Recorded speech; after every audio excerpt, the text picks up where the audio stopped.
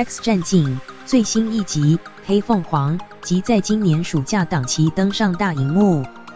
除了最新预告片曝光之外，眼尖影迷发现海报也意外撞梗，惊奇队长都是长发飘逸还发光，可说是女英雄所见略同。电影《X 战警：黑凤凰》为什么要逼我这么做？看着我，专心听我的声音，我不会放弃你，秦葛雷在雨中角落哭泣，模型女向他释出善意，可是他仍然失控发出攻击，令不少网友好奇，模型女死了吗？电影《X 战警：黑凤凰》，当我失控时，我爱的人们会遭遇不幸，必须杀了他，他仍然是秦，还有机会帮他。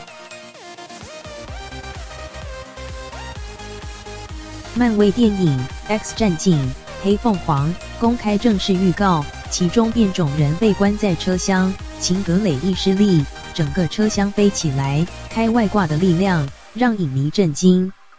另外海报释出，意外撞梗，惊奇队长比一比两张海报，女英雄站中间，长发飘逸还发光，展现气势，而侧面照、背景都有火光四射，似乎都有异曲同工之妙。